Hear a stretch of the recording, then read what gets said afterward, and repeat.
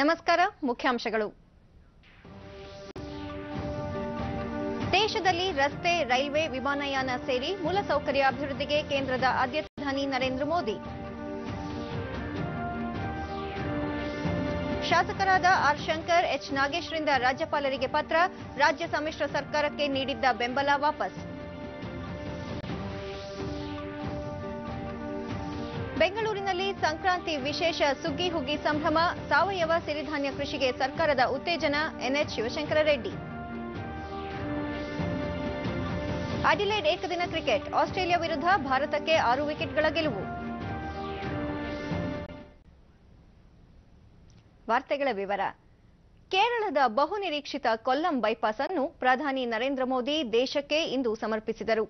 ರಾಷ್ಟ್ರೀಯ ಹೆದ್ದಾರಿ 66ರಲ್ಲಿ ಮೇವಾರಂನಿಂದ ಕೌನಾಡಿಗೆ ಸಂಪರ್ಕಿಸುವ 13 ಕಿಲೋಮೀಟರ್ ಉದ್ದದ ರಸ್ತೆ ಇದಾಗಿದ್ದು, ಇದರಿಂದ ತಿರುವನಂತಪುರಂ ಮೂಲಕ ಕೇರಳದ ವಿವಿಧ ಭಾಗಗಳಿಗೆ ತೆರಳಲು ಅನುಕೂಲವಾಗುತ್ತದೆ. 352 ಕೋಟಿ ರೂಪಾಯಿ ಮೊತ್ತದ ಈ ರಸ್ತೆ ಕಾಮಗಾರಿ ಲೋಕಾರ್ಪಣೆ ಸಮಾರಂಭವನ್ನು ಪ್ರಧಾನಿ ನರೇಂದ್ರ ಮೋದಿ ಉದ್ಘಾಟಿಸಿದರು. ಕೇರಳ ಮುಖ್ಯಮಂತ್ರಿ ಪಿಣರಾಯಿ ವಿಜಯನ್ ಪ್ರಧಾನಿಯವರ ಸ್ಮರಣಿಕೆ ಪ್ರದಾನ ಮಾಡಿದರು. ಬಳಿಕ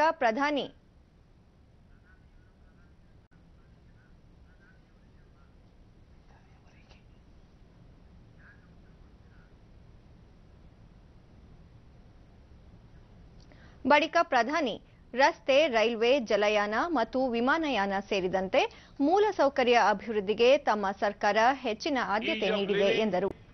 ಕಳೆದ 4.5 ವರ್ಷಗಳಲ್ಲಿ ರಸ್ತೆ ನಿರ್ಮಾಣ ಕಾಮಗಾರಿಯ ವೇಗ ದ್ವಿಗುಣಗೊಂಡಿದೆ. ಗ್ರಾಮೀಣ ಪ್ರದೇಶಗಳಲ್ಲೂ ಮೂಲಸೌಕರ್ಯ ಅಭಿವೃದ್ಧಿ ಮಾಡಲಾಗಿದ್ದು, 2013ರಲ್ಲಿ 56%ರಷ್ಟಿದ್ದ ಗ್ರಾಮೀಣ ರಸ್ತೆ ಸಂಪರ್ಕ ಪ್ರಮಾಣ ಈಗ 90%ಕ್ಕಿಂತ ಹೆಚ್ಚಿದೆ ಎಂದರು. ಒಳನಾಡಿನ ಜಲಮಾರ್ಗ ಅಭಿವೃದ್ಧಿಗೂ ಆದ್ಯತೆ ನೀಡಲಾಗಿದ್ದು, ಈಗಾಗಲೇ ವಾರಾಣಸಿ ಮತ್ತು ಹಲ್ದಿಯಾ ನಡುವೆ ಜಲಯಾನ ಆರಂಭಗೊಂಡಿದೆ. ಮುಂದಿನ ದಿನಗಳಲ್ಲಿ ಜಲಮಾರ್ಗ ಇನ್ನಷ್ಟು ವಿಸ್ತರಣೆಯಾಗಲಿದೆ ಎಂದರು. In an effective manner. Since May 2014, when my government took over, we have given top priority to develop infrastructure in ವಿದ್ಯುತ್ Kerala. ಸಂಪರ್ಕ ಕಲ್ಪಿಸಲು ಸರ್ಕಾರ ಆದ್ಯತೆ ನೀಡಿದ್ದು, ಒಟ್ಟಾರೆ ಮೂಲಸೌಕರ್ಯ ಅಭಿವೃದ್ಧಿಯಿಂದ ಹೆಚ್ಚು ಉದ್ಯೋಗಾವಕಾಶ ಸೃಷ್ಟಿಯಾಗಿದೆ ಎಂದರು. ಗುಣಮಟ್ಟದ ಯೋಜನೆಗಳ ಶೀಘ್ರ ಅನುಷ್ಠಾನಕ್ಕೆ ಆದ್ಯತೆ ನೀಡಲಾಗಿದ್ದು, ಪ್ರಗತಿ ಸಭೆಯ ಮೂಲಕ ಇದನ್ನು ಖಾತ್ರಿಪಡಿಸಲಾಗಿದೆ. ಪ್ರತಿ ತಿಂಗಳು ಪ್ರಗತಿ ಪರಿಶೀಲನಾ ಸಭೆ ನಡೆಸಲಾಗುತ್ತಿದ್ದು, ಇದುವರೆಗೆ 12 ಲಕ್ಷ ಕೋಟಿ ಮೌಲ್ಯದ 250 ಯೋಜನೆಗಳನ್ನು ಪರಾಮರ್ಶಿಸಲಾಗಿದೆ. ಹಿಂದಿನ ಸರ್ಕಾರಗಳ ಅವಧಿಯಲ್ಲಿ 2-3 ದಶಕಗಳಾದರೂ ಪೂರ್ಣಗೊಳ್ಳದ ಯೋಜನೆಗಳನ್ನು ಕಾಲಮಿತಿಯಲ್ಲಿ ಪೂರ್ಣಗೊಳಿಸಲಾಗುತ್ತಿದೆ. ಆ ಮೂಲಕ ಸಾರ್ವಜನಿಕರ ಹಣ ಪೋಲಾಗುವುದನ್ನು ತಡೆಯಲಾಗಿದೆ ಎಂದು ಅವರು ಹೇಳಿದರು. ಕೇರಳ ಪ್ರವಾಸೋದ್ಯಮಕ್ಕೆ ಹೆಸರಾದ ನಾಡು ಎಂದು ಶ್ಲಾಘಿಸಿದ ಪ್ರಧಾನಿ, ಪ್ರವಾಸೋದ್ಯಮ ವಲಯಕ್ಕೂ ತಮ್ಮ ಸರ್ಕಾರ ಹೆಚ್ಚಿನ ಆದ್ಯತೆ ನೀಡಿದ್ದು, ಜಾಗತಿಕ ಮಟ್ಟದಲ್ಲಿ ದೇಶದ ಪ್ರವಾಸೋದ್ಯಮ ಶ್ರೇಯಾಂಕ 65ನೇ ಸ್ಥಾನದಿಂದ 40ನೇ ಸ್ಥಾನಕ್ಕೆ ಏರಿಕೆಯಾಗಿದೆ. ಕಳೆದ ವರ್ಷ ಭಾರತ ಜಗತ್ತಿನ ಅತ್ಯಂತ ಆಕರ್ಷಕ ಪ್ರವಾಸಿ ಗಮ್ಯ ತಾಣ ರಾಷ್ಟ್ರಗಳಲ್ಲಿ ಒಂದಾಗಿದೆ. ವಿದೇಶಿ ಪ್ರವಾಸಿಗರ ಸಂಖ್ಯೆ 2013ರಲ್ಲಿ ವಾರ್ಷಿಕ 70 ಲಕ್ಷದಷ್ಟಿದ್ದು, 2017ರಲ್ಲಿ ಈ ಸಂಖ್ಯೆ 1 ಕೋಟಿಗೆ ಏರಿಕೆಯಾಗಿದೆ. ಈ ಅವಧಿಯಲ್ಲಿ ಪ್ರವಾಸೋದ್ಯಮದಿಂದ ಬರುವ ವಿದೇಶಿ ವಿನಿಮಯ 18 ಶತಕೋಟಿ ಡಾಲರ್ನಿಂದ 27 ಶತಕೋಟಿ ಡಾಲರ್ಗೆ ಏರಿಕೆಯಾಗಿದೆ ಎಂದು ಅವರು ಹೇಳಿದರು. When we formed government, only 56% of rural habitations were connected by road. Today, more than 90% of rural habitations are connected by road. I'm sure that we will definitely achieve the target of 100% soon. As in road sector, my government has given priority to railways, waterways and airways. National waterway from Varanasi to Haldia has already started. It will ensure a clean mode of transportation and will preserve the environment for future generations. Regional air connectivity has also improved immensely in last 4 years. The rate of doubling electrification and laying of new tracks has shown big improvement. All this is also leading to increase in job creation. ಬಳಿಕ ಕೊಲ್ಲಂನಲ್ಲಿ ಸಾರ್ವಜನಿಕ ಸಭೆ ಉದ್ದೇಶಿಸಿ ಮಾತನಾಡಿದ ಪ್ರಧಾನಿ, ದೇಶದ ಅಭಿವೃದ್ಧಿಗೆ NDA ಸರ್ಕಾರ ಬದ್ಧವಾಗಿದ್ದು, make in India, startup India ಮುಂತಾದ ಯೋಜನೆಗಳ ಮೂಲಕ ದೇಶದ ಉದ್ಯಮ ವಲಯಕ್ಕೆ ಚೇತರಿಕೆ ನೀಡಲಾಗಿದೆ ಎಂದರು. ಕಳೆದ 4 ವರ್ಷಗಳಲ್ಲಿ ದೇಶದಲ್ಲಿ ಮೊಬೈಲ್ ತಯಾರಿಕಾ ಕಾರ್ಖಾನೆಗಳ ಸಂಖ್ಯೆ ಗಣನೀಯ ಏರಿಕೆಯಾಗಿದೆ. ಚೈನಾಗಿಂತಲೂ ಹೆಚ್ಚಿನ ವಿದೇಶಿ ಬಂಡವಾಳ ಹೂಡಿಕೆ ಆಕರ್ಷಿಸಲಾಗಿದೆ ಎಂದರು.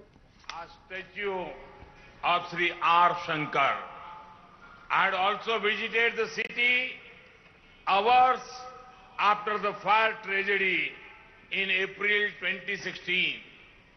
A few weeks ago, I had a great interaction with BJP workers in Kollam via the Narendra Modi mobile app. I had also come to Kerala when heavy rains and floods affected the state. The central government stood shoulder to shoulder with our sisters and brothers of Kerala. And this commitment remains. We will always do everything for the welfare of Kerala. The Kollam bypass on NH66 was dedicated to the nation. This project will reduce travel time between Alapura and Thiruvananthapuram. ಕಳೆದ 4.5 ವರ್ಷಗಳಲ್ಲಿ ಪಾರದರ್ಶಕ ಹಾಗೂ ಭ್ರಷ್ಟಾಚಾರ ರಹಿತ ಆಡಳಿತ ನೀಡಲಾಗಿದ್ದು, ಮಧ್ಯವರ್ತಿಗಳ ನಿರ್ಮೂಲನೆಯಿಂದಾಗಿ ಫಲಾನುಭವಿಗಳಿಗೆ ಎಲ್ಲ ಯೋಜನೆಗಳ ಲಾಭ ದೊರೆಯುತ್ತಿದೆ. ಸರ್ಕಾರದ ಬೊಕ್ಕಸಕ್ಕೂ ವಾರ್ಷಿಕ 90,000 ಕೋಟಿ ರೂಪಾಯಿ ಉಳಿತಾಯವಾಗಿದೆ ಎಂದು ಪ್ರಧಾನಿ ನರೇಂದ್ರ ಮೋದಿ ಹೇಳಿದ್ದಾರೆ. ಒಡಿಶಾದ ಬಲಾಂಗೀರ್ನಲ್ಲಿಂದು ಸಾರ್ವಜನಿಕ ಸಭೆಯನ್ನುದ್ದೇಶಿಸಿ ಭಾಷಣ ಮಾಡಿದ ಅವರು, ಹಿಂದಿನ ಸರ್ಕಾರಗಳಿಗಿಂತ ಎನ್ಡಿಎ ಸರ್ಕಾರ 3 ಪಟ್ಟು ವೇಗದಲ್ಲಿ ಅಭಿವೃದ್ಧಿ ಕಾರ್ಯಗಳನ್ನು ಕೈಗೊಳ್ಳುತ್ತಿದೆ. ಮೂಲಸೌಕರ್ಯ ಮತ್ತು ಸಾರಿಗೆ ಸಂಪರ್ಕ ಅಭಿವೃದ್ಧಿಗೆ ಹೆಚ್ಚಿನ ಆದ್ಯತೆ ನೀಡಲಾಗಿದ್ದು, ಇದರಿಂದ ಪ್ರವಾಸೋದ್ಯಮ ಅಭಿವೃದ್ಧಿ ಜೊತೆಗೆ ಉದ್ಯೋಗಾವಕಾಶ ಸೃಷ್ಟಿಯಾಗುತ್ತಿದೆ. ಒಡಿಶಾದಲ್ಲಿ ಕಳೆದ 1 ತಿಂಗಳಲ್ಲಿ 20,000 ಕೋಟಿ ರೂಪಾಯಿ ಮೌಲ್ಯದ ಅಭಿವೃದ್ಧಿ ಯೋಜನೆಗಳಿಗೆ ಚಾಲನೆ ನೀಡಲಾಗಿದೆ ಎಂದರು. ಆದಿವಾಸಿ ಮತ್ತು ಬುಡಕಟ್ಟು ಜನರ ಸರ್ವತೋಮುಖ ಅಭಿವೃದ್ಧಿಗೆ ಆದ್ಯತೆ ನೀಡಲಾಗಿದ್ದು, ಗಣಿಗಾರಿಕೆ ಲಾಭಾಂಶದಲ್ಲಿ ಗಣಿ ಪ್ರದೇಶದ ಜನರಿಗೂ ಪಾಲು ದೊರಕಿಸಲು ಕಾನೂನು ತಿದ್ದುಪಡಿ ತರಲಾಗಿದೆ ಎಂದು ಹೇಳಿದರು. विशेष तौर पर टूरिज्म के लिए तो सबसे ज्यादा संभावनाएं बढ़ती हैं. ओडिशा तो वैसे ही हर प्रकार के टूरिस्टों के लिए आकर्षण का केंद्र रहा है. यहां जंगल भी है और समंदर का किनारा भी. प्रकृति ने यहां कोई कमी नहीं छोड़ी. वही इतिहास और आस्था के तो एक प्रकार से केंद्र में रहा है.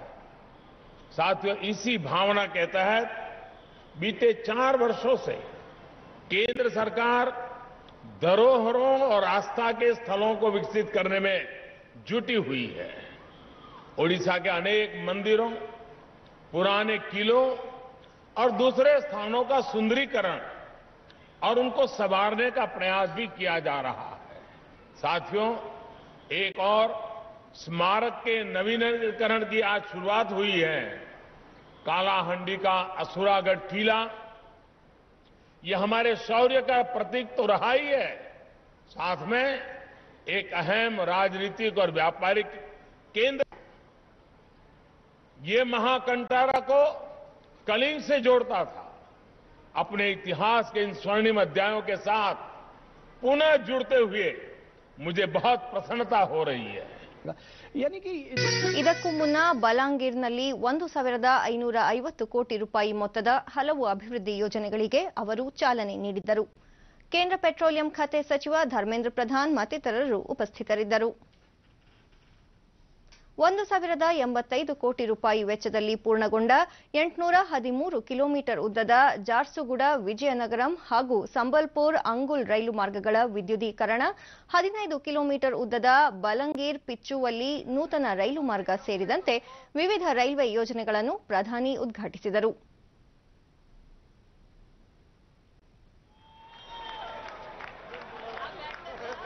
नववर्ष में ಹಬ್ಬದ ಶುಭಾಶಯದೊಂದಿಗೆ ಭಾಷಣ ಆರಂಭಿಸಿದ ಪ್ರಧಾನಿ ನರೇಂದ್ರ ಮೋದಿ ಕಳೆದ 1 ತಿಂಗಳ ಅವಧಿಯಲ್ಲಿ 3ನೇ ಬಾರಿಗೆ ತಾವು ಈ ರಾಜ್ಯಕ್ಕೆ ಭೇಟಿ ನೀಡುತ್ತಿದ್ದು ಶಿಕ್ಷಣ, ಸಂಪರ್ಕ ಸೇರಿದಂತೆ ವಿವಿಧ ಯೋಜನೆಗಳಿಗೆ ಚಾಲನೆ ನೀಡಿದ್ದು ಇದರಿಂದ ಒಡಿಶಾದ ಅಭಿವೃದ್ಧಿಗೆ ಸಹಕಾರಿಯಾಗಲಿದೆ ಎಂದರು.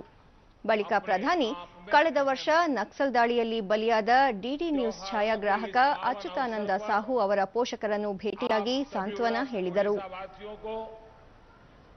देश के सभी नागरिकों को अनेक अनेक शुभकामनाएं। साथियों, पूर्वी भारत के विकास के लिए, ओडिशा के विकास के लिए केंद्र सरकार का अभियान निरंतर जारी है। बीते 1 महीने में तीसरी बार मैं आपके बीच आया हूं। थोड़ी देर पहले यहां 1550 करोड़ रुपए से अधिक की परियोजनाओं का उद्घाटन, लोकार्पण या शिलान्यास किया गया है। साथियों, ये बारंगीर के सपूत अच्युतानंद साहू को भी श्रद्धांजलि अर्पित करता हूं, जिनको कायर नक्सलियों ने अपनी हिंसा का निशाना बनाया. ದೇಶದ ಪ್ರಜಾಸತ್ತಾತ್ಮಕ ಪರಿಸ್ಥಿತಿ ಕುರಿತು ಡಿಡಿ ನ್ಯೂಸ್ ವಾಹಿನಿ ಮೂಲಕ ಜಗತ್ತಿಗೆ ವರದಿ ಸಲ್ಲಿಸುತ್ತಿದ್ದ ವೇಳೆ ನಕ್ಸಲರ ಹೇಡಿತನದ ದಾಳಿಯಲ್ಲಿ ಅಚ್ಯುತಾನಂದ ಅವರು ಬಲಿಯಾಗಿದ್ದಾರೆ.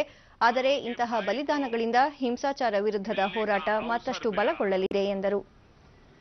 बेटे के बलिदान राष्ट्र को अर्पित किया, ऐसे वीर माता पिता को भी मैं प्रणाम करता हूं. ಜೆಡಿಎಸ್ ಕಾಂಗ್ರೆಸ್ ಸಮ್ಮಿಶ್ರ ಸರ್ಕಾರಕ್ಕೆ ತಾವು ನೀಡಿರುವ ಬೆಂಬಲವನ್ನು ತಕ್ಷಣದಿಂದ ವಾಪಸ್ ಪಡೆದಿರುವುದಾಗಿ ರಾಣೆಬೆನ್ನೂರು ಕ್ಷೇತ್ರದ ಕೆಪಿಜೆಪಿ ಶಾಸಕ ಆರ್ ಶಂಕರ್ ಮತ್ತು ಮುಳಬಾಗಿಲು ಕ್ಷೇತ್ರದ ಪಕ್ಷೇತರ ಶಾಸಕ ಎಚ್ ನಾಗೇಶ್ ರಾಜ್ಯಪಾಲರಿಗೆ ಪತ್ರ ರವಾನಿಸಿದ್ದಾರೆ. ಈ ಕುರಿತು ಪ್ರತಿಕ್ರಿಯಿಸಿರುವ ಉಪಮುಖ್ಯಮಂತ್ರಿ ಡಾಕ್ಟರ್ ಜಿ ಪರಮೇಶ್ವರ್, ಈ ಬಗ್ಗೆ ಮಾಧ್ಯಮಗಳಲ್ಲಿ ಪ್ರಸಾರವಾದ ವರದಿಗಳನ್ನು ಗಮನಿಸಿದ್ದೇನೆ. ಪಕ್ಷೇತರ ಶಾಸಕರ ಈ ನಡೆಯಿಂದ ಸರ್ಕಾರ ಅಭದ್ರವಾಗದು ಎಂದಿದ್ದಾರೆ. ಈ ಬಗ್ಗೆ ಹೆಚ್ಚಿನ ವಿವರ ನೀಡಲಿದ್ದಾರೆ ನಮ್ಮ ಪ್ರತಿನಿಧಿ ಪ್ರಭಾಕರ್. ಹಲೋ, ಹೇಳಿ ಪ್ರಭಾಕರ್. ಇಬ್ಬರು ಶಾಸಕರು ಸಮ್ಮಿಶ್ರ ಸರ್ಕಾರದಿಂದ ಬೆಂಬಲ ಹಿಂಪಡೆದಿದ್ದಾರೆ. ಈಗ ಆಡಳಿತ ಪಕ್ಷಗಳಲ್ಲಿ ಏನ್ ಬೆಳವಣಿಗೆಯಾಗಿದೆ? ಅಶ್ವಿನಿ, ಇಬ್ಬರು ಪಕ್ಷೇತರ ಶಾಸಕರು ಮೈತ್ರಿ ಸರ್ಕಾರಕ್ಕೆ ನೀಡಿದ್ದ ಬೆಂಬಲವನ್ನ ವಾಪಸ್ ಪಡೆದ ಹಿನ್ನೆಲೆಯಲ್ಲಿ ಇನ್ನು ಕಾಂಗ್ರೆಸ್ ಹೈ ಅಲರ್ಟ್ ಆಗಿದ್ದು ತನ್ನೆಲ್ಲ ಶಾಸಕರನ್ನ ಒಟ್ಟಿಗೆ ಸೇರಿಸಿ ಸ್ಪಷ್ಟತೆಯನ್ನ ಪಡೆಯುವ ಸಾಧ್ಯತೆಯನ್ನು ನಡೆಸಿದ್ದಾರೆ. ಇನ್ನು ನಾಳೆ ಸಂಜೆ ಒಳಗೆ ಬೆಂಗಳೂರಿಗೆ ಬರುವಂತೆ ತನ್ನ ಶಾಸಕರಿಗೆ ಕಾಂಗ್ರೆಸ್ ಹಿರಿಯ ನಾಯಕರು ಬುಲಾವ್ ನೀಡಿದ್ದಾರೆ. ಇನ್ನು ಪ್ರತಿಯೊಬ್ಬ ಶಾಸಕರಿಗೂ ಫೋನ್ ಮಾಡಿ ಬೆಂಗಳೂರಿಗೆ ಕರೆಸಿಕೊಳ್ಳುವಂತೆ ಹಿರಿಯ ನಾಯಕರಿಗೆ ರಾಜ್ಯ ಕಾಂಗ್ರೆಸ್ ಉಸ್ತುವಾರಿ ಕೆ.ಸಿ. ವೇಣುಗೋಪಾಲ್ ಸೂಚನೆಯನ್ನ ನೀಡಿದ್ದಾರೆ. ಇನ್ನು ಕಾಂಗ್ರೆಸ್ನ 80 ಶಾಸಕರಲ್ಲಿ ಕೆಲವರು ಫೋನ್ ಸಂಪರ್ಕಕ್ಕೆ ಲಭ್ಯವಾಗುತ್ತಿಲ್ಲ ಅನ್ನೋ ಮಾಹಿತಿ ಕೂಡ ರಾಜಕೀಯ ವಲಯದಲ್ಲಿ ಕೇಳಿ ಬರ್ತಾ ಇದೆ. ಇನ್ನು ಕೂಡಲೇ ಅವರನ್ನ ಸಂಪರ್ಕಿಸಿ ಕರೆಸಿಕೊಳ್ಳುವಂತೆ ಕೆ.ಸಿ. ವೇಣುಗೋಪಾಲ್ ಅವರು ಸೂಚನೆಯನ್ನ ನೀಡಿದ್ದಾರೆ.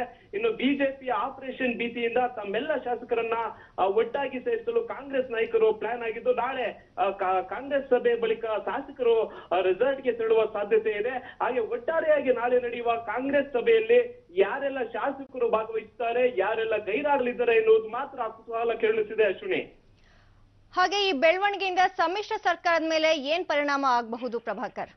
ಇನ್ನು ಪಕ್ಷೇತರ ಶಾಸಕರಾದ ಆರ್ ಶಂಕರ್ ಹಾಗೂ ಮುಳಬಾಗಿಲು ಕ್ಷೇತ್ರದ ಶಾಸಕ ಎಚ್ ನಾಗೇಶ್ ಸಮ್ಮಿಶ್ರ ಸರ್ಕಾರಕ್ಕೆ ನೀಡಿರುವ ಬೆಂಬಲವನ್ನು ವಾಪಸ್ ಪಡೆದಿದ್ದಾರೆ. ಈ ಒಂದು ಹಿನ್ನೆಲೆಯಲ್ಲಿ ಸಮ್ಮಿಶ್ರ ಸರ್ಕಾರಕ್ಕೆ ಸಹಜವಾಗಿ ಆತಂಕ ಶುರುವಾಗಿದೆ ಅಂತ ಹೇಳ್ಬೋದು. ಈ ನಿಟ್ಟಿನಲ್ಲಿ ಕಾಂಗ್ರೆಸ್ ಹಾಗೂ ಜೆಡಿಎಸ್ ನಾಯಕರು ಸರ್ಕಾರವನ್ನ ಉಳಿಸಿಕೊಳ್ಳಲು ಇನ್ನಿಲ್ಲದ ಕಸರತ್ತು ಕೂಡ ಆರಂಭಿಸಿದ್ದಾರೆ. ಇನ್ನು ವಿಧಾನಸಭೆಯ ಒಟ್ಟು ಸಂಖ್ಯಾಬಲ 224 ಆಗಿದ್ದು, ಇನ್ನು ಕಾಂಗ್ರೆಸ್ 80, ಜೆಡಿಎಸ್ 37, ಬಿಎಸ್ಪಿ 1 ಹಾಗೂ ಬಿಜೆಪಿ 104 ಹಾಗೆ ಪಕ್ಷೇತರ 2 ಶಾಸಕರಿದ್ದಾರೆ. ಇದೀಗ ಇಬ್ಬರು ಪಕ್ಷೇತರ ಶಾಸಕರು ಸಮ್ಮಿಶ್ರ ಸರ್ಕಾರಕ್ಕೆ ನೀಡಿರುವ ಬೆಂಬಲವನ್ನ ವಾಪಸ್ ಪಡೆದುಕೊಂಡಿದ್ದಾರೆ. ಇದರಿಂದ ಮೈತ್ರಿ ಸರ್ಕಾರದ ಸಂಖ್ಯಾಬಲ 120ರಿಂದ 118ಕ್ಕೆ ಕುಸಿದಿದೆ. 118ರ ಸಂಖ್ಯಾಬಲದಲ್ಲಿ ಸ್ಪೀಕರ್ ಕೂಡ ಇದ್ದಾರೆ. ಈ ಸದನದಲ್ಲಿ ವಿಶ್ವಾಸ ಮತ ಯಾಚನೆ ವೇಳೆ ಆಡಳಿತ ಮತ್ತು ವಿರೋಧ ಪಕ್ಷಗಳ ಸಂಖ್ಯಾಬಲ ಸಮನಾದಾಗ ಮಾತ್ರ ಸ್ಪೀಕರ್ ಮತ ಹಾಕಲು ಅವಕಾಶ ಇದೆ. ಹಾಗೇನು ಸದ್ಯ ಸದನ ಕೇಂದ್ರದಲ್ಲಿ ಬಿಜೆಪಿ ಸಂಖ್ಯಾಬಲ 104 ಇದು. ಇದೀಗ ಪಕ್ಷೇತರರು ಬೆಂಬಲ ನೀಡಿದ್ದಲ್ಲಿ 106ಕ್ಕೆ ಇರುತ್ತೆ. ಇನ್ನು ಈ ಒಂದು ವೇಳೆ ಸಮ್ಮಿಶ್ರ ಸರ್ಕಾರದ 13 ಶಾಸಕರು ರಾಜೀನಾಮೆ ನೀಡಿದ್ರೆ ಮಾತ್ರ ದೋಷಿ ಸರ್ಕಾರ ಸಂಖ್ಯಾಬಲ 105ಕ್ಕೆ ಕುಸಿಯುತ್ತದೆ. ಆಗ ಬಿಜೆಪಿ ನಾಯಕರು ರಾಜ್ಯಪಾಲರನ್ನ ಭೇಟಿಯಾಗಿ ಸಮ್ಮಿಶ್ರ ಸರ್ಕಾರ ಬಹುಮತ ಸಾಬೀತುಪಡಿಸುವಂತೆ ಒತ್ತಾಯಿಸಬಹುದು. ಅಶ್ವಿನಿ, ತಮ್ಮೆಲ್ಲ ಮಾಹಿತಿಗಾಗಿ ಧನ್ಯವಾದ ಪ್ರಭಾಕರ್. ಕಾಂಗ್ರೆಸ್ ನಾಯಕರ ಹತಾಶೆಯ ಹೇಳಿಕೆಗಳು ಅವರ ನೈಜ ಪರಿಸ್ಥಿತಿಯನ್ನು ತೋರಿಸುತ್ತಿವೆ ಎಂದು ಕೇಂದ್ರ ಸಾಂಖ್ಯಿಕ ಹಾಗೂ ಕಾರ್ಯಕ್ರಮ ಅನುಷ್ಠಾನ ಖಾತೆ ಸಚಿವ ಡಿವಿ ಸದಾನಂದಗೌಡ ಟ್ವಿಟರ್ನಲ್ಲಿ ಪ್ರತಿಕ್ರಿಯಿಸಿದ್ದಾರೆ. ನಮ್ಮ ಪ್ರಧಾನಿ ನಮ್ಮ ಹೆಮ್ಮೆ, ಅವರೇ ನಮ್ಮ ಚೌಕಿದಾರ, ಅವರು ಕೈಗೊಂಬೆಯಲ್ಲ ಎಂದಿರುವ ಸದಾನಂದಗೌಡ ರಾಜ್ಯ ಸಮ್ಮಿಶ್ರ ಸರ್ಕಾರದ ಕುರಿತು ಸೂಕ್ಷ್ಮವಾಗಿ ಪ್ರತಿಕ್ರಿಯಿಸಿದ್ದಾರೆ. ಕನ್ನಡ ಮತ್ತು ಸಂಸ್ಕೃತಿ ಇಲಾಖೆ, ಕೃಷಿ ಮತ್ತು ತೋಟಗಾರಿಕಾ ಇಲಾಖೆ ಹಾಗೂ ಬಿಬಿಎಂಪಿ ಸಹಯೋಗದಲ್ಲಿ ಸುಗ್ಗಿ ಹುಗ್ಗಿ ಸಿರಿಧಾನ್ಯ ಸಂಕ್ರಾಂತಿ 2019 ಕಾರ್ಯಕ್ರಮ ಬೆಂಗಳೂರಿನ ಲಾಲ್ಬಾಗ್ನಲ್ಲಿಂದು ನಡೆಯಿತು. ಕೃಷಿ ಸಚಿವ ಎನ್ಎಚ್ ಶಿವಶಂಕರ ರೆಡ್ಡಿ ಸುಗ್ಗಿ ಹಬ್ಬಕ್ಕೆ ಚಾಲನೆ ನೀಡಿ ಸಿರಿಧಾನ್ಯ ರಾಶಿಯ ಪೂಜೆ ನೆರವೇರಿಸಿದರು. ನಂತರ ಸಿರಿಧಾನ್ಯಗಳನ್ನು ಹೆಚ್ಚು ಬಳಕೆ ಮಾಡುವಂತೆ ಜನರಲ್ಲಿ ಅರಿವು ಮೂಡಿಸುವುದು ಅಗತ್ಯವಾಗಿದೆ. ಆರೋಗ್ಯ ರಕ್ಷಣೆಗೂ ಇದು ಸಹಕಾರಿಯಾಗಿದ್ದು ರೈತರ ಆರ್ಥಿಕ ಸ್ವಾವಲಂಬನೆಗೆ ಅನುಕೂಲ ಲಭಿಸುತ್ತದೆ. ಸರ್ಕಾರ ಸಾವಯವ ಕೃಷಿ ಹಾಗೂ ಸಿರಿಧಾನ್ಯ ಕೃಷಿ ಉತ್ತೇಜನಕ್ಕೆ ಹೆಚ್ಚಿನ ಒತ್ತು ನೀಡಿ ಯೋಜನೆಗಳನ್ನು ಜಾರಿಗೆ ತರುತ್ತಿದೆ ಎಂದರು. ಆಧುನಿಕ ಕೃಷಿ ಪದ್ಧತಿಯ ನೆಪದಲ್ಲಿ ಇಂದು ಮಾರುಕಟ್ಟೆಯನ್ನು ವಿದೇಶಿ ಉತ್ಪನ್ನಗಳು ಆವರಿಸುತ್ತಿದ್ದು ವಿದೇಶಿ ಆಹಾರ ಪದ್ಧತಿಗೆ ಜನ ಮಾರು ಹೋಗಿದ್ದಾರೆ. ಆರೋಗ್ಯಕ್ಕೆ ಹಿತಕಾರಿಯಾಗಿರುವ ಸಿರಿಧಾನ್ಯ ಹಾಗೂ ಸಾಂಪ್ರದಾಯಿಕ ಧಾನ್ಯಗಳ ಬಳಕೆಗೆ ಜನತೆ ಮುಂದಾಗಬೇಕು ಎಂದರು. ಈ ಸಿರಿಧಾನ್ಯಗಳನ್ನು ನಾವು ಆಹಾರ ಪದಾರ್ಥಗಳನ್ನು ಸೇವಿಸುವುದರಿಂದ ಆರೋಗ್ಯಕ್ಕೆ ಬಹಳ ಒಳ್ಳೆಯದಾಗ್ತದೆ ಮತ್ತು ಈ ಒಂದು ರೈತರಿಗೂ ಕೂಡ ಈ ಸಿರಿಧಾನ್ಯಗಳನ್ನು ಬೆಳೀತಕ್ಕಂಥ ರೈತರು ಕೂಡ ಹೆಚ್ಚು ಪ್ರೋತ್ಸಾಹ ಕೊಡೋದ್ರಿಂದ ಅವ್ರಿಗೂ ಕೂಡ ಆರ್ಥಿಕ ಕ್ಷೇತ್ರದಲ್ಲಿ ಅವರ ಒಂದು ಸ್ವಾವಲಂಬಿಗಳಾಗಲಿಕ್ಕೆ ಅವ್ರಿಗೆ ಉತ್ತಮ ಅವರು ಬೆಳೆದಂಥ ಪದಾರ್ಥಗಳಿಗೆ ಬೆಲೆಯನ್ನು ಕೊಡುವಂಥ ವ್ಯವಸ್ಥೆ ಕೂಡ ಆಗಬೇಕಾಗಿದೆ. ಹಾಗಾಗಿ ಈ ಸರ್ಕಾರ ಸಾವಯವ ಬೆಳೆಗಳಿಗೆ ಮತ್ತು ಸಿರಿಧಾನ್ಯಗಳ ಬೆಳೆಗಳಿಗೆ ವಿಶೇಷವಾದಂಥ ಒತ್ತನ್ನು ನೀಡಿ ಬೆಳೆಯುವಂಥ ರೈತರಿಗೂ ಅನುಕೂಲ ಆಗಬೇಕು, ಬಳಸ್ಕೊಳ್ತಕ್ಕಂಥ ಗ್ರಾಹಕರಿಗೂ ಕೂಡ ಅದರಿಂದ ಅನುಕೂಲ ಆಗಬೇಕು ಅನ್ನೋ ದೃಷ್ಟಿಯಿಂದ ಬಹಳ ದೊಡ್ಡ ಪ್ರಮಾಣದಲ್ಲಿ ಕಳೆದ ಹಲವಾರು ವರ್ಷಗಳಿಂದ ಈ ಒಂದು ಬೆಳೆಗಳಿಗೆ ವಿಶೇಷವಾದಂಥ ಉತ್ತೇಜನವನ್ನು ಸರ್ಕಾರ ಕೊಡ್ತಾ ಇದೆ. ಇದಕ್ಕೂ ಮುನ್ನ ಸುಗ್ಗಿ ಹುಗ್ಗಿ ಅಂಗವಾಗಿ ಸಾಂಸ್ಕೃತಿಕ ಮೆರವಣಿಗೆ ಗಮನ ಸೆಳೆಯಿತು. ಲಂಬಾಣಿ ಕುಣಿತ, ಮಹಿಳಾ ವೀರಗಾಸೆ, ವೀರಭದ್ರ ಕುಣಿತ, ಪೂಜಾ ಕುಣಿತ, ನಂದಿಕೋಲು, ಜಗ್ಗಲಿಗೆ, ಕಂಸಾಳೆ, ಕರಡಿ ಮಜಲು ಸೇರಿದಂತೆ ಅನೇಕ ಜಾನಪದ ತಂಡಗಳು ಪಾಲ್ಗೊಂಡವು. ಸಿಂಗರಿಸಿದ ಎತ್ತಿನ ಗಾಡಿಯಲ್ಲಿ ರೈತರ ಮೆರವಣಿಗೆ ಹಬ್ಬಕ್ಕೆ ಸಾಂಪ್ರದಾಯಿಕ ಸ್ಪರ್ಶ ನೀಡಿತ್ತು. ವಿಶಿಷ್ಟ ಉಡುಪಿನಲ್ಲಿ ಪುರುಷ ಮತ್ತು ಮಹಿಳೆಯರು ಉತ್ಸವದಲ್ಲಿ ಹೆಜ್ಜೆ ಹಾಕಿದರು. ಧಾನ್ಯ ರಾಶಿ, ಗೋಪೂಜೆ, ಸಂಕ್ರಾಂತಿ ವಿಶೇಷ ರಂಗೋಲಿ, ಬೆಣ್ಣೆ ಮಡಿಕೆ, ಕಬ್ಬಿನ ಚಪ್ಪರ ಇತ್ಯಾದಿ ಜನಪದೀಯ ಸಂಕ್ರಾಂತಿ ವಿಶೇಷತೆಗಳನ್ನು ಸಾರುವ ಮಳಿಗೆಗಳು ನೋಡುಗರ ಗಮನ ಸೆಳೆದವು. ಮೈಸೂರಿನ ಶಕ್ತಿಧಾಮದ ಮಹಿಳೆಯರ ಪುನರ್ವಸತಿ ಹಾಗೂ ಅಭಿವೃದ್ಧಿ ಕೇಂದ್ರದಲ್ಲಿಂದು ಜನನಿ ಸೇವಾ ಟ್ರಸ್ಟ್ ಏರ್ಪಡಿಸಿದ್ದ ಸಂಕ್ರಾಂತಿ ಹಬ್ಬಕ್ಕೆ ಮೇಯರ್ ಪುಷ್ಪಲತಾ ಜಗನ್ನಾಥ್ ಚಾಲನೆ ನೀಡಿದರು. ಈ ಸಂದರ್ಭದಲ್ಲಿ ಮಹಿಳೆಯರ ಮಕ್ಕಳಿಗೆ ಎಳ್ಳು ಬೆಲ್ಲ ನೀಡಿ ಬಳೆ ತೊಡಿಸಿ ಆರತಿ ಮಾಡಲಾಯಿತು.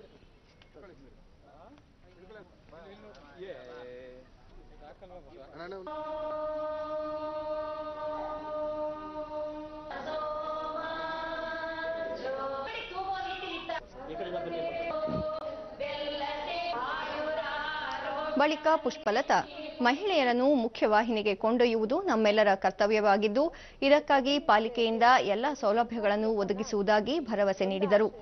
ಶಕ್ತಿಧಾಮದಲ್ಲಿ ಆಚರಿಸ್ಕೊತೀವಿ. ಶಕ್ತಿಧಾಮದಲ್ಲಿರೋರೆಲ್ಲ ನೊಂದ ಮಹಿಳೆಯರು, ಆಮೇಲೆ ನಿರಾಶ್ರಿತ ಮಕ್ಕಳಿದ್ದಾರೆ, ಅವುಗಳಿಗೆಲ್ಲ ಇವ್ರು ಇಲ್ಲೇನೆ ತರಬೇತಿಗಳನ್ನ ಕೊಟ್ಟು ಆ ಮಕ್ಕಳಿಗೆ ತರಬೇತಿಗಳು ಹೆಣ್ಮಕ್ಳಿಗೆಲ್ಲ ತರಬೇತಿ ಕೊಟ್ಟು ಆಮೇಲೆ ಮಕ್ಕಳಿಗೆಲ್ಲ ಶಾಲೆಗೂ ಸಹ ಕಲಿಸಿದ್ದಾರೆ. ನಿಜವಾಗ್ಲೂ ಇದು ಒಂದು ಒಳ್ಳೆ ಕಾರ್ಯಕ್ರಮ.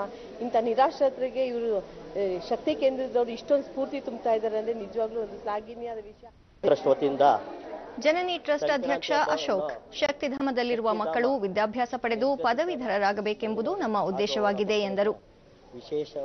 ವಿಶಿಷ್ಟವಾಗಿ ಅವರಿಗೆಲ್ಲ ಹೇಳ್ಬೀರಿ ನಮ್ಮ ಜನನಿ ಸೇವಾ ಟ್ರಸ್ಟಿನ ಪದಾಧಿಕಾರಿಗಳೆಲ್ಲ ಇವತ್ತು ಸಂಕ್ರಾಂತಿ ಹಬ್ಬವನ್ನು ನಮ್ಮ ಮನೆಗಳಲ್ಲಿ ಯಾವ ರೀತಿ ಆಚರಿಸ್ತೀವಿ ಅದೇ ರೀತಿ ಶಕ್ತಿಧಾಮದಲ್ಲಿ ಆಚರಿಸ್ತಾ ಇದ್ದೀವಿ.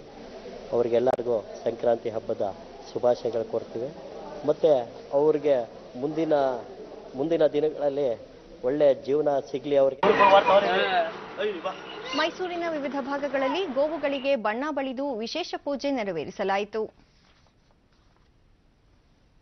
ಮಕರ ಸಂಕ್ರಾಂತಿಯ ಸಂದರ್ಭದಲ್ಲಿ ರಾಜ್ಯದ ಜನತೆಗೆ ಹಾಗೂ ವಿಶ್ವದಾದ್ಯಂತ ನೆಲೆಸಿರುವ ಕನ್ನಡಿಗರಿಗೆ ರಾಷ್ಟ್ರಪತಿ ರಾಮನಾಥ್ ಕೋವಿಂದ್ ಕನ್ನಡದಲ್ಲಿ ಶುಭಾಶಯ ಕೋರಿ ಈ ಹಬ್ಬ ಎಲ್ಲರಿಗೂ ಸಮೃದ್ಧಿ ಮತ್ತು ಉತ್ತಮ ಭವಿಷ್ಯವನ್ನು ನೀಡಲಿ ಎಂದು ಆಶಿಸಿದ್ದಾರೆ. ಮಕರ ಸಂಕ್ರಾಂತಿ ಸಂದರ್ಭದಲ್ಲಿ ಪ್ರಧಾನಿ ನರೇಂದ್ರ ಮೋದಿ ದೇಶದ ಜನತೆಗೆ ಶುಭ ಹಾರೈಸಿದ್ದಾರೆ. ಉತ್ತರಾಯಣ ಸಂದರ್ಭದಲ್ಲಿ ಸಂತಸ ನೆಲೆಗೊಳ್ಳಲಿ, ಮುಂಬರುವ ದಿನಗಳಲ್ಲಿ ಎಲ್ಲರೂ ಪ್ರಗತಿಯ ಹೊಸ ಎತ್ತರ ಮುಟ್ಟುವಂತಾಗಲಿ ಎಂದು ಅವರು ಆಶಿಸಿದ್ದಾರೆ. ಕೇಂದ್ರ ಸಚಿವ ಡಿವಿ ಸದಾನಂದಗೌಡ ನಾಡಿನ ಸಮಸ್ತ ಜನತೆಗೆ ಮಕರ ಸಂಕ್ರಾಂತಿಯ ಶುಭಾಶಯಗಳನ್ನು ತಿಳಿಸಿದ್ದಾರೆ. ಮಕರ ಸಂಕ್ರಾಂತಿ ಹಬ್ಬ ಹಿನ್ನೆಲೆಯಲ್ಲಿ ಮುಖ್ಯಮಂತ್ರಿ ಎಚ್ಡಿ ಕುಮಾರಸ್ವಾಮಿ ನಾಡಿನ ಜನತೆಗೆ ಶುಭ ಹಾರೈಸಿದ್ದಾರೆ. ಸಂಕ್ರಾಂತಿ ಹಬ್ಬ ಕೃಷಿಯನ್ನೇ ನಂಬಿ ಬದುಕುತ್ತಿರುವ ರೈತ ಸಮುದಾಯದ ಅತ್ಯಂತ ಪ್ರಮುಖ ಹಬ್ಬವಾಗಿದ್ದು ರಾಜ್ಯದಲ್ಲಿ ಉತ್ತಮ ಮಳೆ ಬೆಳೆಯಾಗಲಿದೆ ಎಂಬುದು ಎಲ್ಲರ ನಿರೀಕ್ಷೆಯಾಗಿದೆ ಎಂದು ಹೇಳಿದರು. ಸಂಕ್ರಾಂತಿ ಹಬ್ಬ ಎಳ್ಳು ಬೆಲ್ಲವನ್ನು ಸವಿದು ಒಳ್ಳೆಯ ಮಾತನಾಡುವಂತಕ್ಕಂಥ ಹಿರಿಯರ ಒಂದು ನಾಣ್ಣುಡಿ. ಸಂಕ್ರಾಂತಿ ಹಬ್ಬದಂದು ಸುಗ್ಗಿಯ ವಾತಾವರಣವನ್ನು ರೈತರ ಬಾಡಿನಲ್ಲಿ ನಿರೀಕ್ಷೆಯನ್ನು ನೆಟ್ಟಿದ್ದಾರೆ. ಈ ನಾಡಿನ ರೈತ ಬಂಧುಗಳಿಗೆ ವಿಶೇಷವಾಗಿ ಈ ಸಮ್ಮಿಶ್ರ ಸರ್ಕಾರದಲ್ಲಿ ರೈತರ ಒಂದು ಆರ್ಥಿಕ ಸಂಕಷ್ಟಗಳನ್ನು ಬಗೆಹರಿಸತಕ್ಕಂಥ ನಿಟ್ಟಿನಲ್ಲಿ ನಾಡಿನ ರೈತ ಚೈತನ್ಯಶಾಲಿಯಾಗಿ ಕೃಷಿಯನ್ನೇ ನಂಬಿ ಬದುಕತಕ್ಕಂಥ ರೈತನ ಬಾಳಿನಲ್ಲಿ ಒಂದು ನೆಮ್ಮದಿಯ ಜೀವನವನ್ನು ತರತಕ್ಕಂಥ ದಿನಗಳು ಈ ಸಂಕ್ರಾಂತಿ ಹಬ್ಬದಲ್ಲಿ ಕೃಷಿಕರ ಪಾಲಿಗೆ ಭಗವಂತ ಕರುಣಿಸಲಿ ಅಂತಕ್ಕಂಥ ಪ್ರಾರ್ಥನೆಯನ್ನು ಸಲ್ಲಿಸಿ ಎಲ್ಲ ನಾಡಿನ ಜನತೆಗೆ ಮತ್ತೊಮ್ಮೆ ನನ್ನ ಸಂಕ್ರಾಂತಿ ಹಬ್ಬದ ಶುಭಾಶಯಗಳು.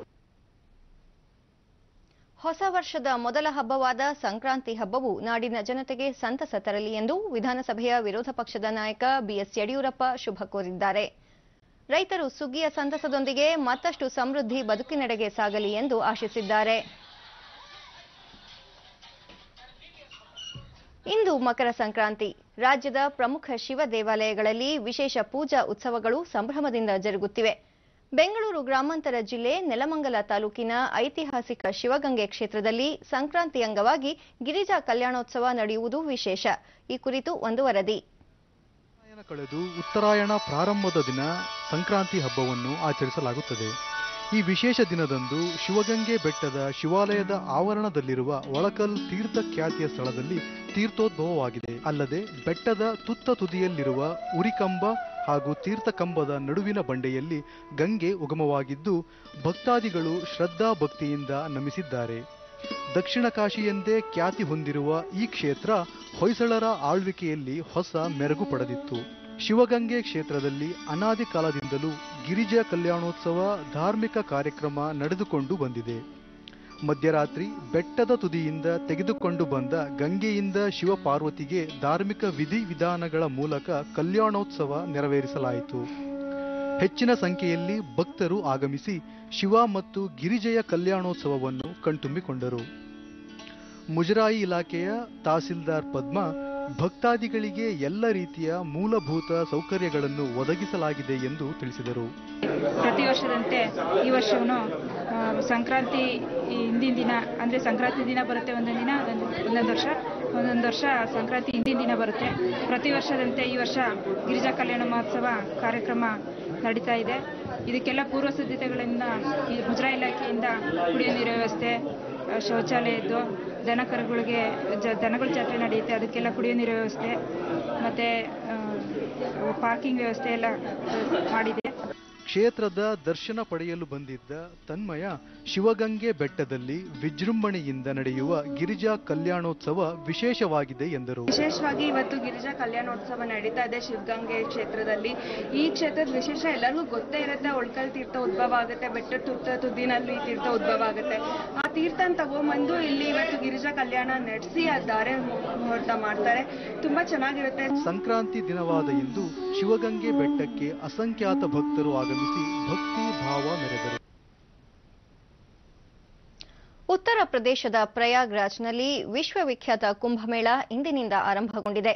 ಮಕರ ಸಂಕ್ರಾಂತಿಯ ಪುಣ್ಯ ದಿನವಾದ ಇಂದು ಬೆಳಗ್ಗೆ 4 ಗಂಟೆಯಿಂದಲೇ ದೇಶ ವಿದೇಶಗಳ 1.5 ಕೋಟಿಗಿಂತಲೂ ಹೆಚ್ಚು ಜನರು ತ್ರಿವೇಣಿ ಸಂಗಮದ ಶಾಹಿ ಸ್ನಾನದಲ್ಲಿ ಪಾಲ್ಗೊಂಡರು. ಗಂಗಾ, ಯಮುನಾ ಮತ್ತು ಪೌರಾಣಿಕ ಸರಸ್ವತಿ ನದಿ ಸಂಗಮ ತಾಣವಾದ ಪ್ರಯಾಗ್ರಾಜ್ನಲ್ಲಿ ಇಂದಿನಿಂದ 50 ದಿನಗಳ ಕಾಲ ದಿವ್ಯ ಕುಂಭಮೇಳ ನಡೆಯಲಿದೆ. ಯಾತ್ರಿಕರ ಅನುಕೂಲಕ್ಕಾಗಿ ಗಂಗಾ ಯಮುನಾ ನದಿ ತಟದಲ್ಲಿ ಅತ್ಯಾಧುನಿಕ ಸೌಲಭ್ಯ ಹೊಂದಿರುವ ಹೋಟೆಲ್, ರೆಸ್ಟೋರೆಂಟ್ಗಳನ್ನು ತೆರೆಯಲಾಗಿದೆ. ವಿಶೇಷ ಸಾರಿಗೆ ಸೌಲಭ್ಯ ಕಲ್ಪಿಸಲಾಗಿದೆ. ಕುಂಭಮೇಳ ನಡೆಯುವ ಸ್ಥಳದಲ್ಲಿ ರಾತ್ರಿಯ ವೇಳೆ ವಾಹನ ಸಂಚಾರ ನಿಷೇಧಿಸಲಾಗಿದೆ. ಮಹಾಶಿವರಾತ್ರಿಯವರೆಗೆ ನಡೆಯುವ ಕುಂಭಮೇಳಕ್ಕೆ ಕೇಂದ್ರ ಹಾಗೂ ರಾಜ್ಯ ಸರ್ಕಾರಗಳ ವತಿಯಿಂದ ಅಗತ್ಯ ಮೂಲಸೌಕರ್ಯ ಹಾಗೂ ಬಿಗಿ ಭದ್ರತೆ ಕಲ್ಪಿಸಲಾಗಿದೆ. ಇಂದು ಮೊದಲನೇ ಶಾಹಿ ಸ್ನಾನ ನಡೆಯುತ್ತಿದ್ದು, ಈ ತಿಂಗಳ 21ರಂದು 2ನೇ ಹಾಗೂ 31ರಂದು 3ನೇ ಶಾಹಿ ಸ್ನಾನವಿದ್ದು ಲಕ್ಷಾಂತರ ಜನ ಪಾಲ್ಗೊಳ್ಳುವ ನಿರೀಕ್ಷೆ ಇದೆ. ಕುಂಭಮೇಳ ಹಿನ್ನೆಲೆಯಲ್ಲಿ ರಾಷ್ಟ್ರಪತಿ ರಾಮನಾಥ್ ಕೋವಿಂದ್ ಸಹ ದೇಶದ ಜನತೆಗೆ ಶುಭ ಕೋರಿದ್ದಾರೆ. ದೇಶದ ಆಧ್ಯಾತ್ಮಿಕ ಮತ್ತು ಸಾಂಸ್ಕೃತಿಕ ಪರಂಪರೆಯಲ್ಲಿ ಕುಂಭಮೇಳ ಬಹುಮುಖ್ಯ ಭಾಗವಾಗಿದ್ದು, ಜಗತ್ತಿನ ಬೃಹತ್ ಮೇಳದ ಸಮರ್ಪಕ ಆಯೋಜನೆ ಮಾಡಿ ಕೇಂದ್ರ ಮತ್ತು ಉತ್ತರ ಪ್ರದೇಶ ಸರ್ಕಾರಗಳ ಕಾರ್ಯ ಶ್ಲಾಘನೀಯ ಎಂದು ಅವರು ಸಂದೇಶದಲ್ಲಿ ತಿಳಿಸಿದ್ದಾರೆ. ಪ್ರಧಾನಿ ನರೇಂದ್ರ ಮೋದಿ ಕುಂಭಮೇಳ ಪ್ರಯುಕ್ತ ವಿಡಿಯೋ ಸಂದೇಶದ ಮೂಲಕ ದೇಶದ ಜನರಿಗೆ ಶುಭಾಶಯ ಕೋರಿದ್ದಾರೆ. ಬೆಂಗಳೂರಿನ ತುಮಕೂರು ರಸ್ತೆಯಲ್ಲಿರುವ ನಾಗಸಂದ್ರ ಬಳಿ ನೂತನವಾಗಿ ನಿರ್ಮಿಸಿರುವ ಪ್ರಕ್ರಿಯಾ ಆಸ್ಪತ್ರೆಯ ಉದ್ಘಾಟನಾ ಕಾರ್ಯಕ್ರಮಕ್ಕೆ ಕೇಂದ್ರ ರಾಸಾಯನಿಕ ಹಾಗೂ ರಸಗೊಬ್ಬರ ಖಾತೆ ಸಚಿವ ಡಿ. ಸದಾನಂದಗೌಡ ಇಂದು ಚಾಲನೆ ನೀಡಿದರು. ನಂತರ ಆಯುಷ್ಮಾನ್ ಭಾರತ್ ಆರೋಗ್ಯ ವಿಮಾ ಯೋಜನೆ ಜಾರಿಗೆ ಬಂದ ನಂತರ ಕೇವಲ 2 ತಿಂಗಳಲ್ಲಿ 2,15,000 ಬಡಜನರು ಯೋಜನೆಯ ಲಾಭ ಪಡೆದಿದ್ದಾರೆ. ಬರುವ 2 ವರ್ಷದೊಳಗೆ ದೇಶದ ಎಲ್ಲ ಅರ್ಹ ಬಡವರಿಗೆ ಆರೋಗ್ಯ ಕಾರ್ಡ್ ವಿತರಿಸುವ ಗುರಿಯನ್ನು ಹೊಂದಲಾಗಿದೆ ಎಂದರು.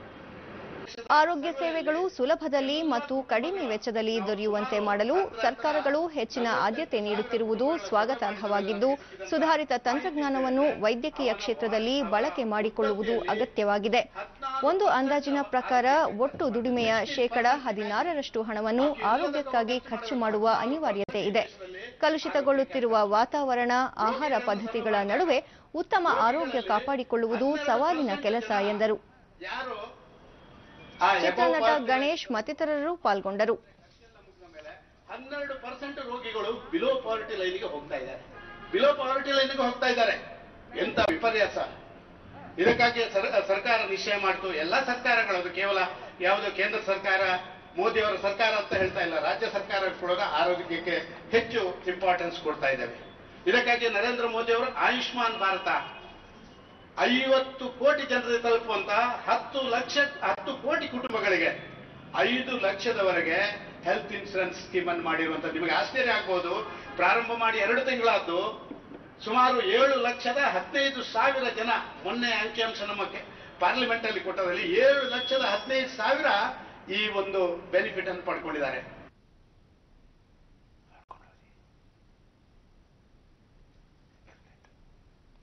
ಅಡಿಲೇಡ್ನಲ್ಲಿಂದು ನಡೆದ ಭಾರತ ಮತ್ತು ಆಸ್ಟ್ರೇಲಿಯಾ ನಡುವಿನ 2ನೇ ಏಕದಿನ ಕ್ರಿಕೆಟ್ ಪಂದ್ಯದಲ್ಲಿ ಭಾರತ ಆಸ್ಟ್ರೇಲಿಯಾ ವಿರುದ್ಧ 6 ವಿಕೆಟ್ಗಳ ಜಯ ಸಾಧಿಸಿದೆ. ಟಾಸ್ ಗೆದ್ದು ಮೊದಲು ಬ್ಯಾಟ್ ಮಾಡಿದ ಆಸ್ಟ್ರೇಲಿಯಾ ನಿಗದಿತ 50 ಓವರ್ಗಳಲ್ಲಿ 9 ವಿಕೆಟ್ ನಷ್ಟಕ್ಕೆ 298 ರನ್ ಕಲೆ ಹಾಕಿತು. ಆತಿಥೇಯ ತಂಡದ ಪರ ಶಾನ್ ಮಾರ್ಷ್ ಶತಕ ಗಳಿಸಿ ತಂಡದ ಬೃಹತ್ ಮೊತ್ತಕ್ಕೆ ಕಾರಣರಾದರು. ಟೀಂ ಇಂಡಿಯಾ ಪರ ಭುವನೇಶ್ವರ್ ಕುಮಾರ್ 4, ಮೊಹಮ್ಮದ್ ಶಮಿ 3 ವಿಕೆಟ್ ಕಬಳಿಸಿದರೆ ರವೀಂದ್ರ ಜಡೇಜಾ 1 ವಿಕೆಟ್ ಉರುಳಿಸಿದರು. ಬಳಿಕ ಗುರಿ ಬೆನ್ನತ್ತಿದ ಭಾರತ ಇನ್ನು 4 ಎಸೆತ ಬಾಕಿ ಇರುವಂತೆಯೇ ಜಯ ದಾಖಲಿಸಿತು. 112 ಎಸೆತಗಳಲ್ಲಿ 104 ರನ್ ಬಾರಿಸಿದ ನಾಯಕ ವಿರಾಟ್ ಕೊಹ್ಲಿ ಪಂದ್ಯ ಶ್ರೇಷ್ಠ ಪುರಸ್ಕಾರಕ್ಕೆ ಭಾಜನರಾದರು. ರೋಹಿತ್ ಶರ್ಮಾ 43, ಎಂಎಸ್ ಧೋನಿ 55, ದಿನೇಶ್ ಕಾರ್ತಿಕ್, ಅಜೇಯ 25 ರನ್ ಬಾರಿಸಿ ತಂಡದ ಗೆಲುವಿಗೆ ಉತ್ತಮ ಕೊಡುಗೆ ನೀಡಿದರು. 3 ಪಂದ್ಯಗಳ ಸರಣಿಯಲ್ಲಿ ಉಭಯ ತಂಡಗಳು 1-1 ಅಂತರದಲ್ಲಿ ಸಮಬಲ ಸಾಧಿಸಿವೆ. 3ನೇ ಮತ್ತು ನಿರ್ಣಾಯಕ ಪಂದ್ಯ ಶುಕ್ರವಾರ ಮೆಲ್ಬರ್ನ್ನಲ್ಲಿ ನಿಗದಿಯಾಗಿದೆ.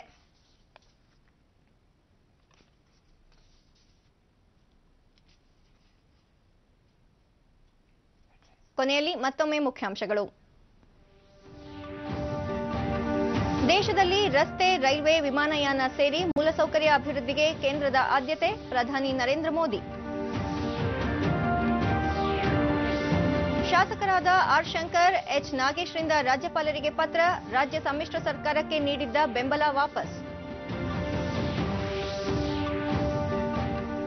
ಬೆಂಗಳೂರಿನಲ್ಲಿ ಸಂಕ್ರಾಂತಿ ವಿಶೇಷ ಸುಗ್ಗಿ ಹುಗ್ಗಿ ಸಂಭ್ರಮ, ಸಾವಯವ ಸಿರಿಧಾನ್ಯ ಕೃಷಿಗೆ ಸರ್ಕಾರದ ಉತ್ತೇಜನ, ಎನ್ಎಚ್ ಶಿವಶಂಕರ ರೆಡ್ಡಿ. ಹಾಗೂ ಅಡಿಲೇಡ್ ಏಕದಿನ ಕ್ರಿಕೆಟ್, ಆಸ್ಟ್ರೇಲಿಯಾ ವಿರುದ್ಧ ಭಾರತಕ್ಕೆ 6 ವಿಕೆಟ್ಗಳ ಗೆಲುವು.